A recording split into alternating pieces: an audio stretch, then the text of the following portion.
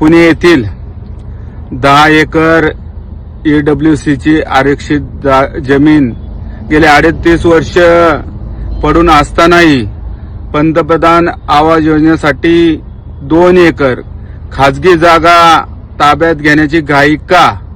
तब्बल 55 कोटीचा TDR देण्यामागचा नेमका कोणाचा दबाव?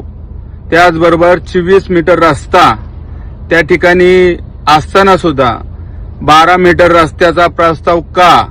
आरक्षित जमिनीचा या ठिकाणी वापर न करता खाजगी भूखंडाचा वापर करून त्याला 55 कोटी रुपये देण्याचा प्रस्ताव ह्या ठिकाणी प्रशासन पुढे ढकललं जाते.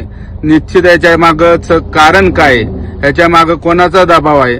एकीकडे तुम्ही बघितलं असन की गेल्या अनेक वर्षापासून ज्या सय्यदनगर असन आणि हांडेवाडी रोडचा जो 18 मीटरचा आणि 24 मीटरचा रस्ता असन त्या ठिकाणी मोठ्या प्रमाणामध्ये वाहतूक कोंडी होत असताना अनेक वेळा आम्ही त्या ठिकाणी विनंती केली होती की त्या ठिकाणी 45 कोटी रुपयाचा त्या ठिकाणी मोबदला जर त्या मालकांना दिला तर त्या ठिकाणचा वाय आकाराचा किंवा अंडरपासचा उड्डाण पूल त्या ठिकाणी होईल. परंतु प्रशासनाला या ठिकाणी विकासाला महत्व न देता एक खाजगी भूखंड त्या ठिकाणी 55 कोटी रुपये त्या ठिकाणी देण्याचा प्रस्ताव तातडीने त्या ठिकाणी पुढे ढकलते. निश्चित याच्या मागे कोणाचा हात आहे त्याची पारदर्शकता चौकशी या ठिकाणी झाली पाहिजे.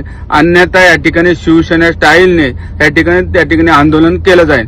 लवकरच आम्ही या ठिकाणी नगरविकास मंत्री उपमुख्यमंत्री आदरणीय एकनाथभाई शिंदे यांनाही निवेदन देणार आहे. त्याचबरोबर पुणे महानगरपालिकेचे आयुक्त यांनाही या ठिकाणी निवेदन दिले की याची सखोल चौकशी या ठिकाणी करावी. जोपर्यंत सखोल चौकशी होत नाही तोपर्यंत हा प्रस्ताव पुढे या ठिकाणी ढकलला जाऊ नये एवढीच विनंती करतो. धन्यवाद.